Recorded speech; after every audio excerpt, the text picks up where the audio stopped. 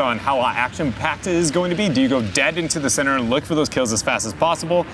You know, based on the jump leader here's priority, I'm going to say that is kind of the thought process here for this squad. It looks like possibly on the back half of bunker. Not actually bunker, excuse me. I forgot what the name of this corridor is. Yes, market. There you go. This is the most like FPS arena feeling area of the map to me. This feels like a Call of Duty map. Yeah, I completely agree, but the one thing I will pose is that anybody with territorial zone control abilities really thrive in this environment just because of how many kind of tight corridors there are. There is a little bit of an open section, but they all lead to an escape route within the section compared to, again, some of those smaller areas. It does look like the boys here really have not been pressured when it comes to the drop, and it's going to be a full market over them. Oh, the legendary skin on the Prowler. I love it.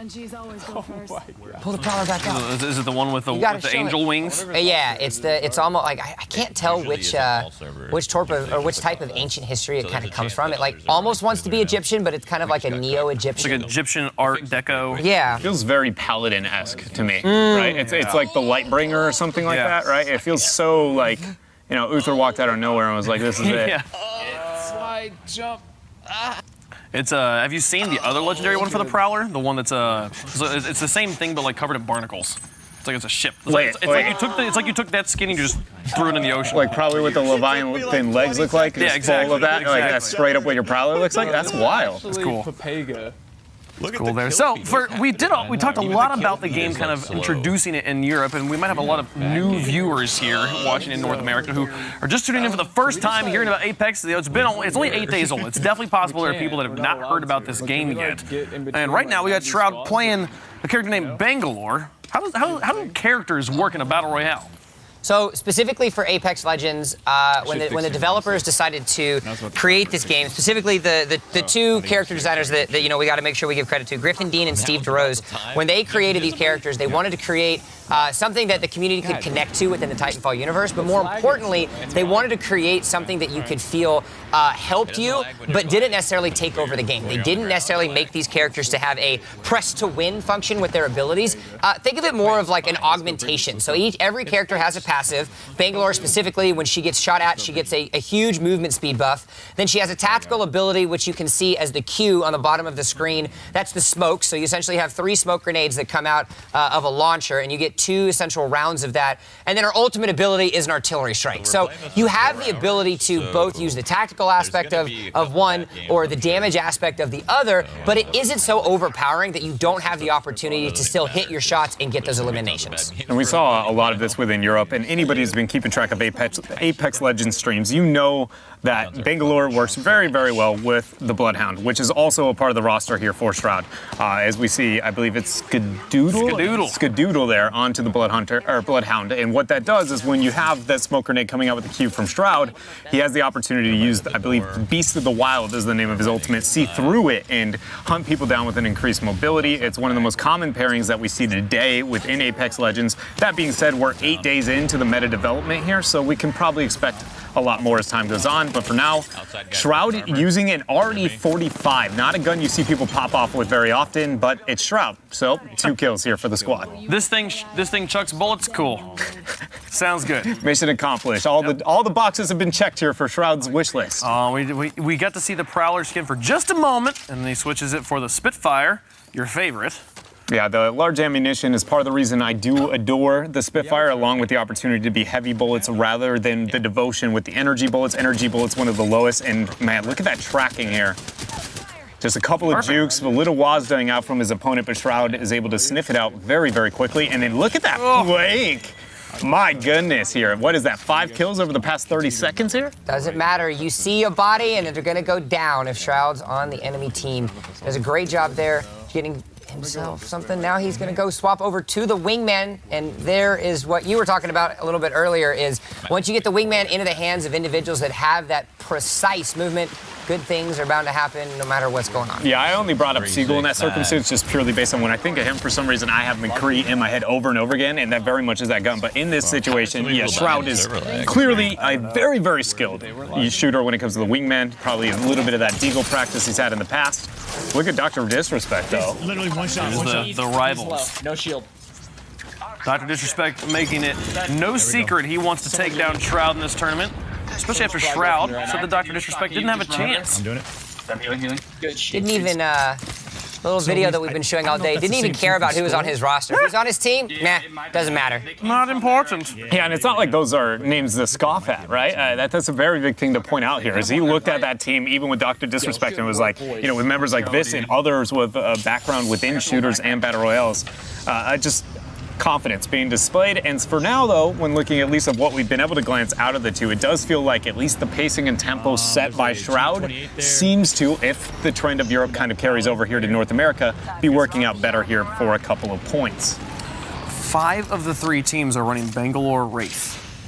Interesting to be able to see those two together. I'm not surprised to see Bangalore and Wraith purely based on the conversation we had earlier over mid-game characters who have skirmish capabilities that are going to be efficient within the mid-game. Both of those thrive in those environments, and considering we're looking more towards the kill potential opportunities for the scoring system in this format, I'm not too surprised to see that that's where people are headed. They're two legends that definitely are capable of repositioning and finding an opportunity out of that reposition. Specifically with the Wraith, it's a very easy outplay. I talked about it a little bit earlier. If you have to pick one character in every game that kind of is your highlight character, the one that you're going to have all the Twitch clips for, and that's going to be Wraith in a lot of these ways. Because of her ability to reposition, because of the speed boost that she gets with both of her abilities, it's a great opportunity for you to kind of get a nice little flank, pop the mouse cursor on the heads, and get yourself those eliminations. And folks, if you were watching these streams and you're like, man, they cut away from Shroud, that's my boy, why'd they cut away from him? Hey, every single one of these players is streaming live on their Twitch channel. You can go and tune into them. So be sure to follow. You can see the URL of whoever we are watching up in the upper left at the moment.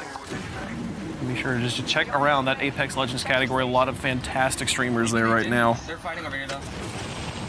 There is a little black circle extension over on the right of your screen that has a list of every single player who is competing today. Can we also just comment on DrDisrespect's webcam right now, in that he's literally floating inside of a Wraith portal? It is pretty sweet. He's got so many good scenes. I'm excited to see them all as we cut around today. Let's actually listen in to his team and see how they're strategizing.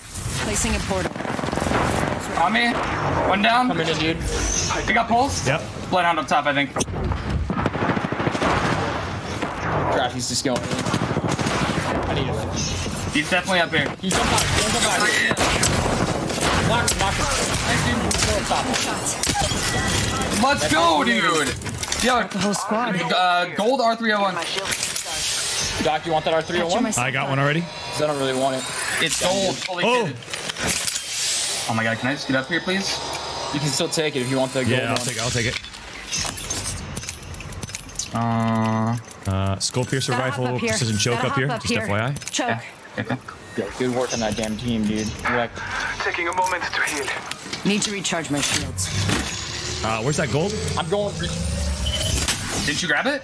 Is it upstairs? It's still there. He's on the outside balcony, northwest corner. Northwest corner. Gotcha. Now, we mentioned that 5 of the teams are running Bangalore Wraith. A bit of overlap here. 5 of the teams are also running Bloodhound Bangalore. So we talked about the synergy between those players.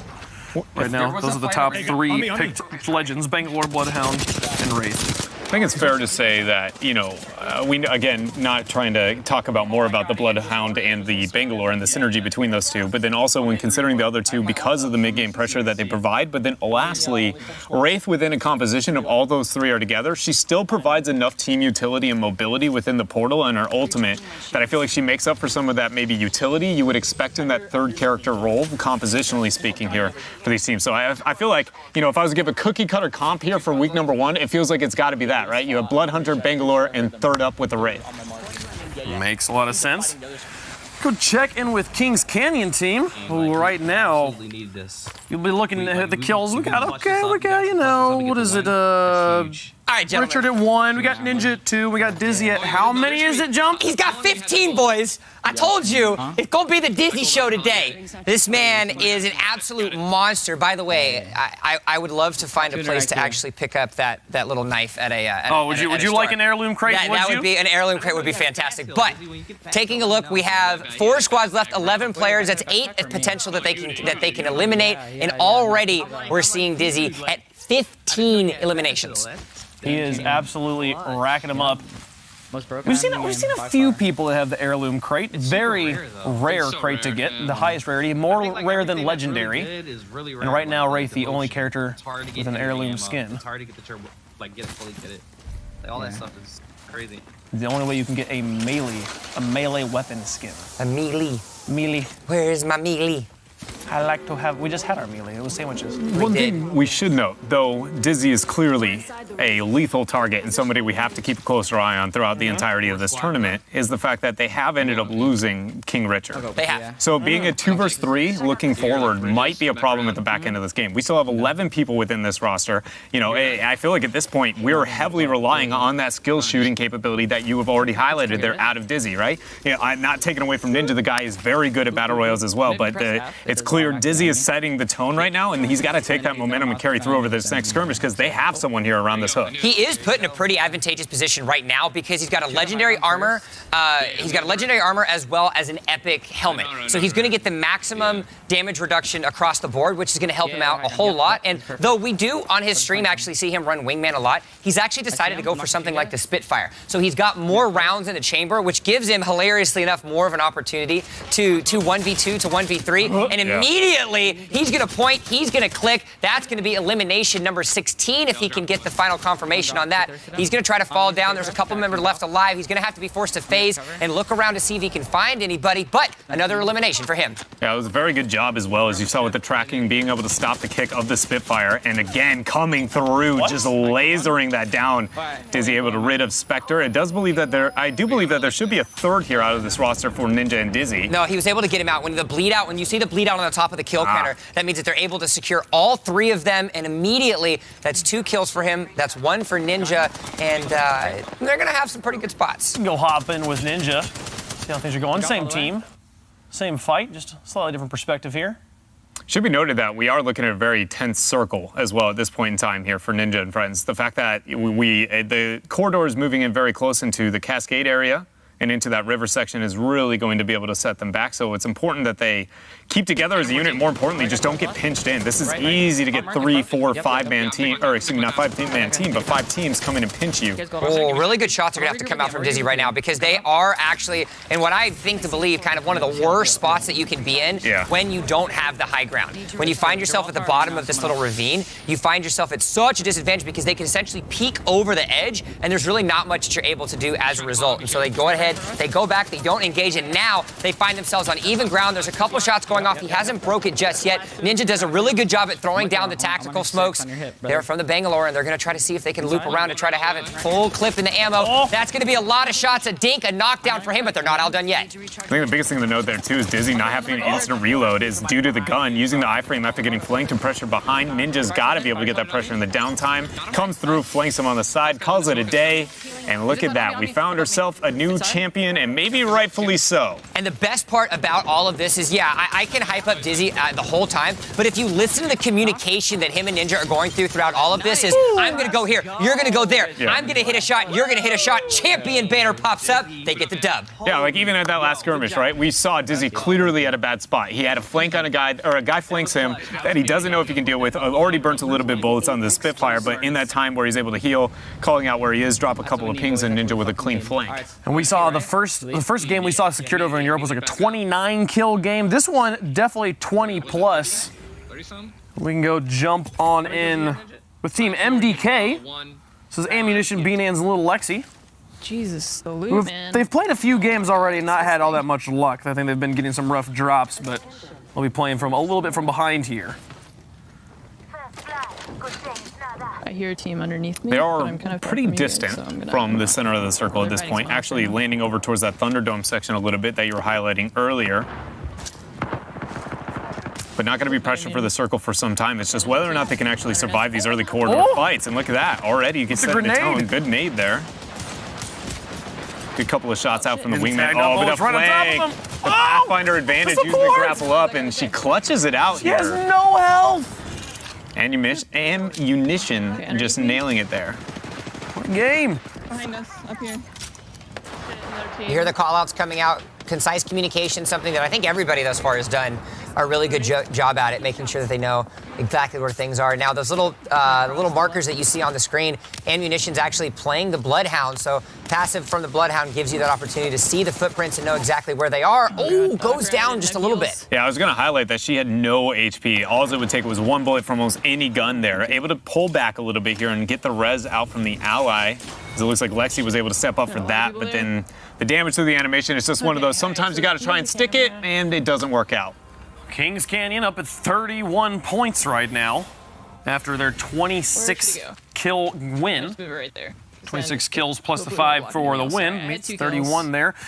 Reed's money team, Chocotaco and Vision's also Yeah, the wingman- racking in the quite wingman a is big good. number there. It has really They good were able damage. to get some victory. They had Huskers also. Huskers, the one player on the team we haven't talked about, dropping 16 kills as well. Vision's getting 6, Chocotaco getting 8. Pretty outnumbered with the fact that we like. Trying to team MDK. Just trying to get some momentum going. And I had no healing. Trying to look for it here. They're running, at least here, a Bloodhound along with the Wraith, and it looks like the Lifeline.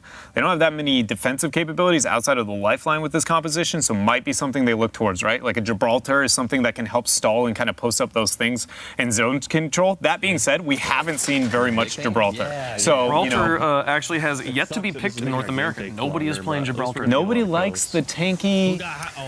I mean, we had this conversation over the break of when we were taking a look at the numbers and seeing what a lot of these players, or what legends these players were deciding to choose. And when you find yourself in a format such as Twitch Rivals, where kills mean so much to your overall score, you're not really going to find the defensive characters kind of taking play as much because you need to just get the kills. You need to hard rotate. Gibraltar has a little bit of a slower movement speed. Yeah. Yes, he's great at defensive, and I think that in competitive play, he will be one of the most contested legends across the board. I know that you share this sentiment as well with me, Dreadnought. But when you think about that, you have to have the ones that have the offensive. Okay, so I just want to point out, when I said that they had just gotten a game with 16 kills, that was this game. He now has 16, Chocotaco got 10, and Vision's got 7. Was that 32?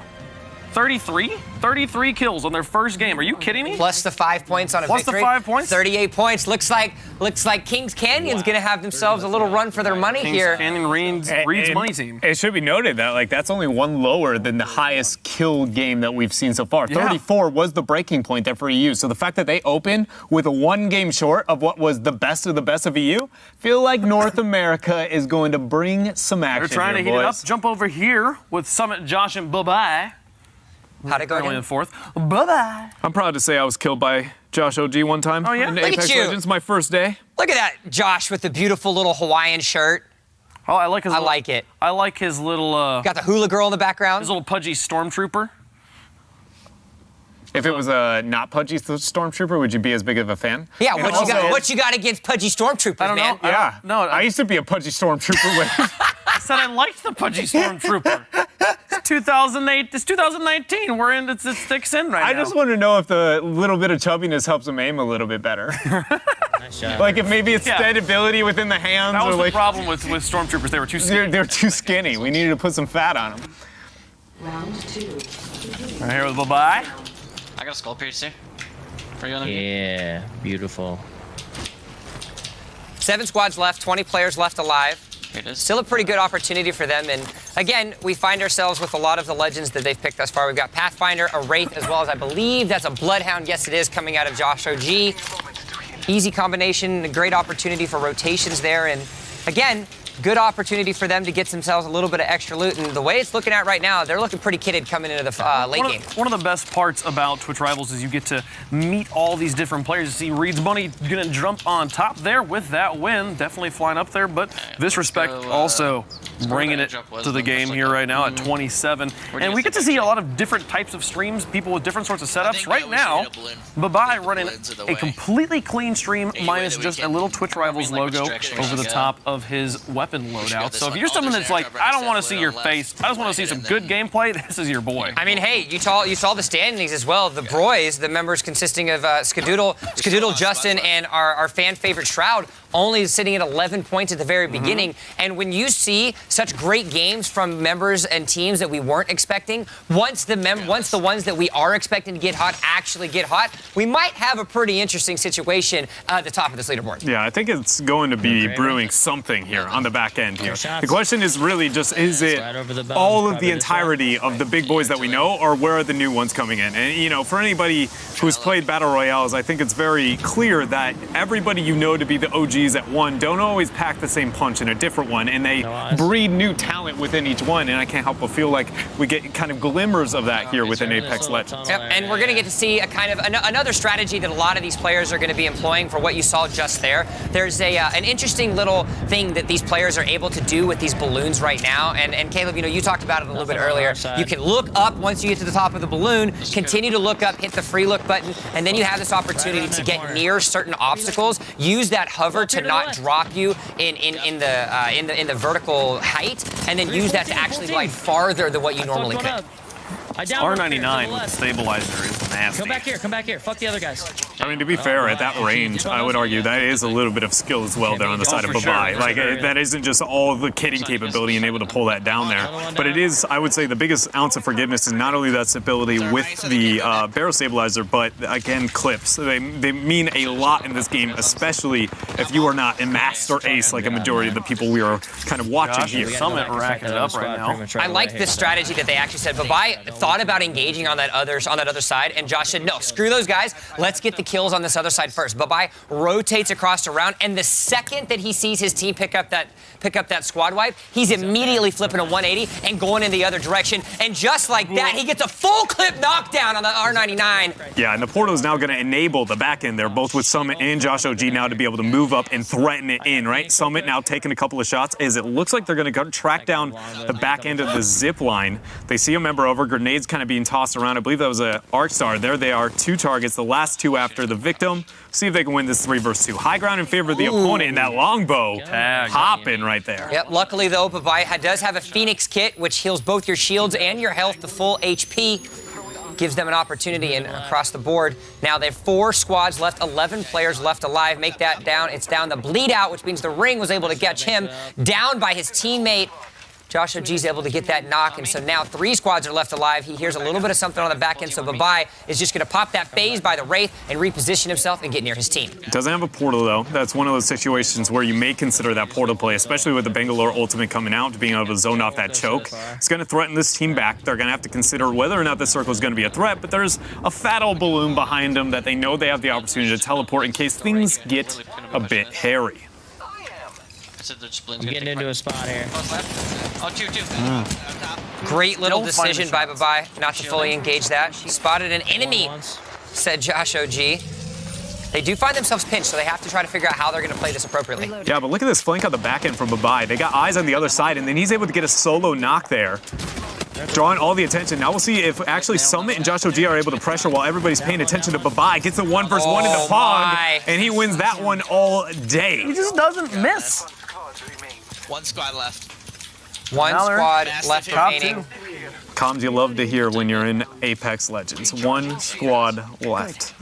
Only falls behind, what, you are the champion, probably. Yeah, for sure. Picks up a Mastiff.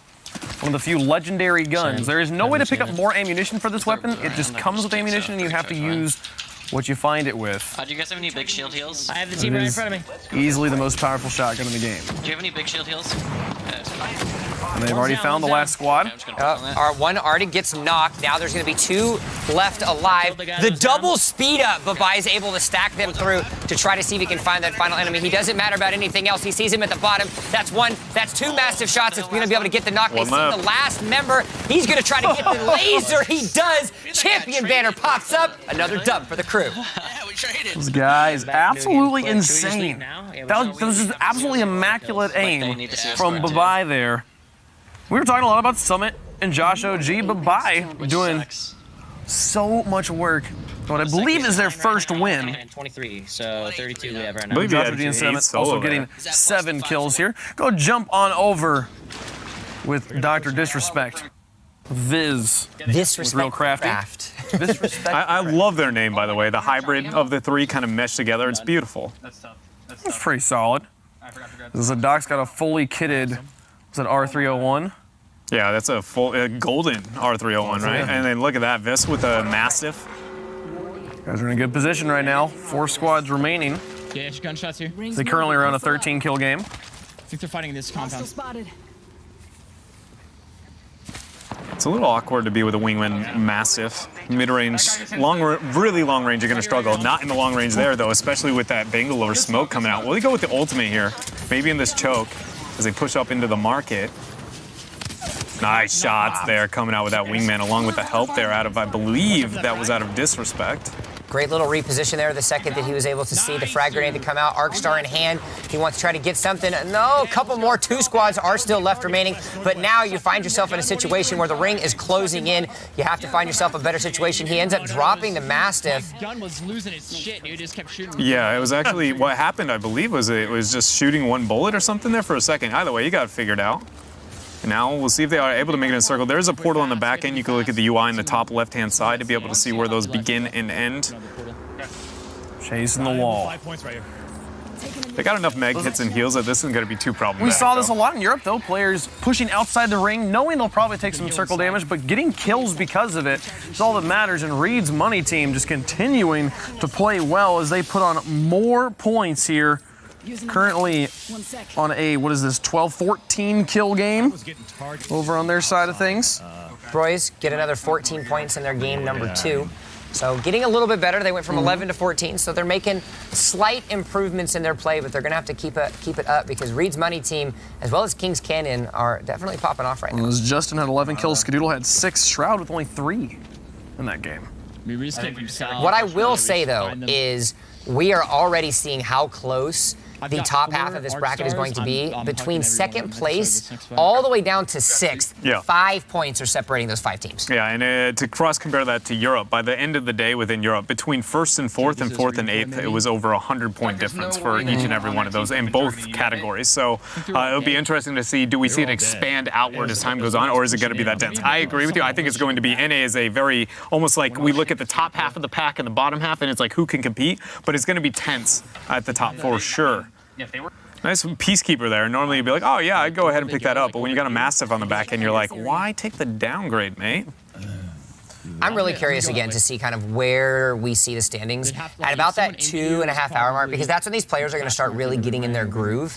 Some of these guys have been streaming from the very beginning. I literally woke up this morning and King Richard was playing, saying, all right, guys, I'm going to stream until the tournament starts. And that was at 5 a.m. this morning. Yeah. So he played over 7 hours before he even started the tournament. So once you get some of these other players, they get a little bit deeper and they start actually getting momentum and finding their hit markers. That's when things are really going to start to get scary for some of these kill boards. Yeah, we do know here for Viss and friends that there's only 1 squad going to be left. They already have quite a bit of kills. At this point, it's in their best interest for efficiency. I'm not going to lie, guys. We had this debate over the last round on like whether or not you know, what are you looking to do? And these players clearly can't suicide or anything like, but it might be worth just doing very high-risk choices and getting out of this game, because I'm not sure this is worth 6 kills worth of points in these type of circumstances or more. It's quite a bit that they found him here. That's a good win here in the fact that they were able to find him early. Woo. Finally. Another one further up. Popping at the shield tech. There's 3 total, actually. This is a big pinch onto Viss. He does have the Mastiff to be able to make it out, along with the Bangalore, not only passive, but the nice use out of the smoke, swap over the wingman. Only 2 more shots are going to be necessary. Takes the Mastiff back. That's a bad spot to be in here. Uses the smoke to try and get away. That's very Nice wrap back up uncharacteristic. as well. You know they aren't expecting him to go back into the fight. Yeah, he's A solid juke and Oh, wow. elimination. It looks like Viz was Crafty finished him off, I believe. Really smart play there by Viss, like you said, to go down and then go back up as if he joined the fight, which gave a nice little roundabout loop-de-loo to his opponent. Is able to not only that, but 100 damage when you're able to hit with a Mastiff is definitely going to help you out a little bit. Yeah, the Mastiff is pretty ridiculous, but we should be considering he's actually, because that trade went so, I was going to say poorly, he might have an ammunition problem at the back end, but no, 1 bullet and a good old champion banner. Still the 3v1. It would make a lot of sense. They finally pulled that one off. Go check in with the Broys. Check in with Shroud, Skadoodle, Justin. Justin right now at 14 kills in this game. One's really low. Like we Running said, this one up. all they need, a little bit of momentum, find their groove, and they're going to be put in a pretty good spot, as now you can see they're in a firefight in multiple parts around the map. Still 4 squads left to go as well. They could get even more on top of this one. Yeah, there's quite a bit there with that 14. Portal's going to be laid out now by Justin. Doesn't have too many people to be able to enter on the back end. Maybe just going to set it here to help Skadoodle his way out, if you will. He's going to Look at skedaddle. that. I see what you did there. It's a good joke. It's one of those, right like, now, folks. you go, like, everybody said it once, and then when you hear it, you're like, oh, did you really have to? I see DrDisrespect jumping up there. Papega has been making some decent runs here. There's Shorty, Lirik, and Seagull there with Shorty. Actually, everyone kind of sharing the kills around. Seagull carried a lot in their first game, getting 9 of their 13, but and then the next game, it was 25 kills. Everyone carrying a bit of the weight.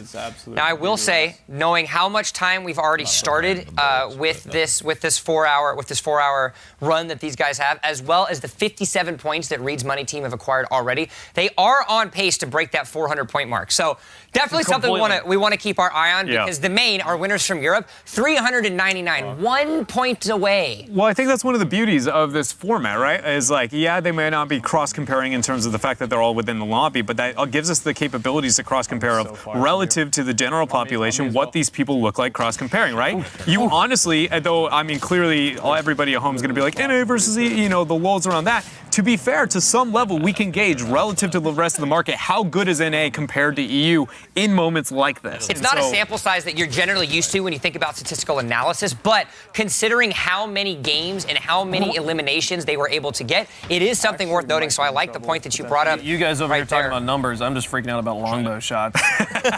Justin is just popping people at range. Oh my! There's the numbers for you. 45, 45, 45, 45. That's going to be the elimination. The wingman with the extended clip. That's going to be KO. Yo, we need to rename this gun. It's not the wingman, it's the damn captain. It is not the second man on the ship. It is leading the charge right now, especially in the hands of Justin. That was gross. I love that last teammate rolling in, being like, I'm coming, bro. He's just like, no, you're not. Sit down. They get the win. Now, I want to go check in with, I'm partial to probably my favorite streamer of all time, Mr. TimTheTatman here, playing with High Distortion and Jay. And they are currently on a 21-kill game. Now, High Distortion, mind you, a player... Never mind, that game ended. They are now on a new game.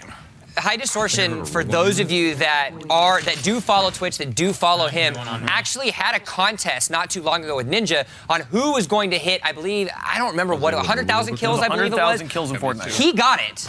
Yep. He got 100,000 kills first. Ever since this game come out, High Distortion is a late-night streamer for those of you that live on the west coast of the United States. He loves this game currently right now. I want to see how he's able to build things up. He is playing with one of the best hype mans you could ever play with in TimTheTatman. One of the best flat-out streamers in the world. Yes. TimTheTatman is a quality individual. And very wholesome stream as well. If you're looking for something you just want to enjoy, to make you feel better about yourself, Tim is the place. I think that's the angle I would give to the small amount of time that I have gotten to see Tim. It is so, like, it's chill, you know, and wholesome. An element of, like, kind of those two put together that is really nice. And, you know, it's not like he's not great at games as well. He's in the short span that Apex has been alive, he's made a habit of singing the Apex music as he drops in. We need to make a note of that, because next time he drops in, now I just want to see. I just want to see him actually sing that. Yeah. I mean, maybe he's in competitive mode. Like, surely the one time we tune in will be the one time he doesn't do it. But I'm super down with his theatrical prowess is something you need to be aware of, regardless of the game. Great. His theatrical prowess is fantastic. Going to this balloon over here. There was a team that landed over here. There's a balloon close to where I left, Jimmy. They are near the Thunderdome, which is, again, an area that we've been hinting at, but nobody ever wants to actually walk into. Everyone keeps flirting around the edge of it. Yeah, we're like right on the outskirts of the Thunderdome. I don't know the specific title of this kind of subsection here. It's almost like the suburbia edition of the Thunderdome itself. Skulltown. Yeah, there we go, Skulltown. I got one absolute down here. You can hear Jay with the call-outs, trying to see if he can help out. Did say he did just get one. I feel like there's got to be audio from somewhere else there, because I didn't see his UI light up. Yeah, I think we might be a little bit behind. But they do have the biggest thing here is the caustic ultimate. In this choke, yeah, there it is. Give it to me, Tatman. Light them up. Leave that print on them. Oh my gosh, he didn't get that much damage out of the top left. But that ult forced that guy to jump off the top tier, turns the corner, spray and pray. Less pray, more spray, boys. You gotta love it. Got him. He finds himself in a rough spot, though. He hit every single one of those shots, but because he's got the alternator, it's only doing 10 to 13 damage, so he has to end up using 2 full clips, throws the thermite grenades, a couple arc stars come out, High Distortion's able to get himself down, Tat is able to get himself yet another down, the bleed out, the full squad wipe, they get the dub. Look at him going. Caustic was the player we saw, or the legend we saw played probably the least over in Europe. Tim has been playing nothing but Caustic so far, and he has made it clear that Caustic is his favorite character, so I expect to see quite a bit more. Can I just say that Caustic's default execute is one of the most interesting ones. It is just a stern slap. Like, it just scoosh, and you just die. I find Lifeline's finishers to be, like, scary. Oh my goodness, is he gonna die again? He set down the trap. If he gets a proc into the trap, that'll help him a lot. Ooh. It's going to get some breathing room. One thing that's really cool about Caustic there, right, is even though we did see Tim clearly in a poor position, by being able to drop the traps as he's going down, it makes it far less likely that somebody wants to kind of push up and be overly threatening because it makes it so easy for your team to come in and do exactly what we saw there. The Broy's starting to climb the ladder a bit, getting in close, and there is, what is this, a 5-point difference between second and fourth? No, so a 10-point difference between second and sixth. Yeah. There's a pretty close, tight stuff. But Reed's money team, dude, they are running away right now. A 13-point lead on second place. Yeah, but what we've seen, if the Broys continue to keep up